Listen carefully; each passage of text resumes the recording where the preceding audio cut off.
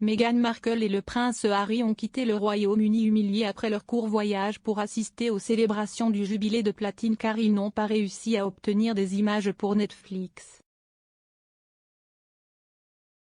Le couple a rejoint sa famille pour la première fois après avoir quitté les cadres supérieurs du cabinet et a déménagé aux États-Unis. Mais on prétend qu'ils ont été snobés par les autres membres de la famille royale, le pire coup étant que la reine leur a refusé de tourner des images d'elle avec leur petite fille, Lilibet, 1. Le duc et la duchesse de Sussex lui auraient demandé la permission de prendre des photos, qu'il utiliserait ensuite pour des productions dans le cadre de leur accord avec Netflix.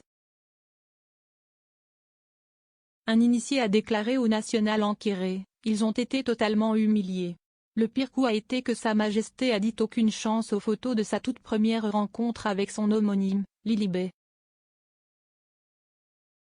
Ces plans auraient été parfaits pour l'émission qu'ils tournent dans le cadre de leur contrat Netflix de 100 millions de dollars. Les patrons de Netflix doivent être très mécontents. Ils ont obtenu la récompense qu'ils méritent tant pour le mal qu'ils ont causé à la famille. » Un porte-parole de la fondation du couple, Archewell, a été contacté pour un commentaire. C'est tout pour le reportage royal en direct ce soir. Merci d'avoir suivi notre couverture royale ce soir.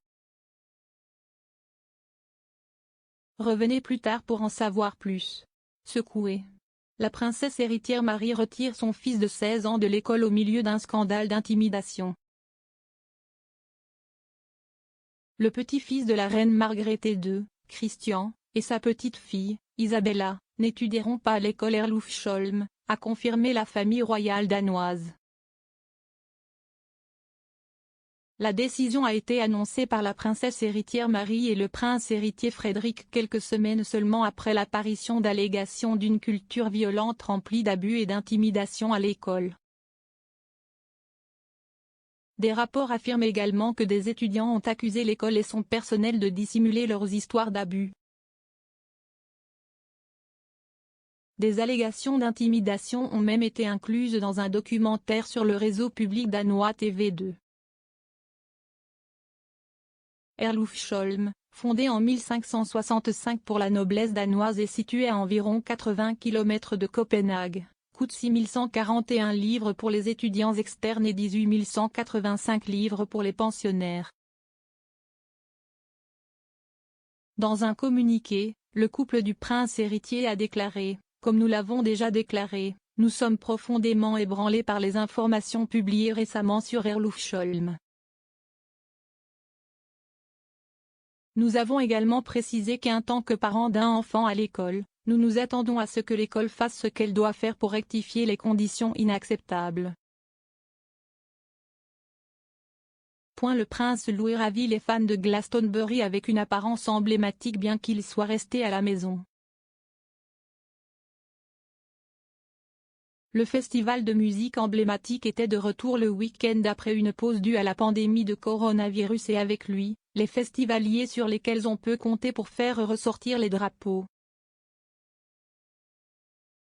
L'une d'elles présentait la photographie emblématique du prince Louis du jubilé de platine couvrant ses oreilles et hurlant sur le balcon du palais de Buckingham. Parmi les 200 000 personnes présentes, il y avait aussi un autre royal qui a été repéré dans la foule, Sa Majesté la Reine.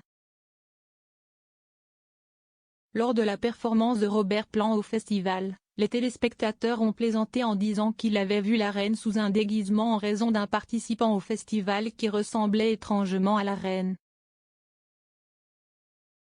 Le spectateur qui a repéré la ressemblance a posté une capture d'écran sur Twitter et a écrit « La reine est arrivée à Glastonbury pour regarder Robert Plant. » Ce déguisement ne trompe personne. D'autres fans ont commenté la publication virale en disant qu'il s'agissait en fait de la fille de la reine, la princesse Anne.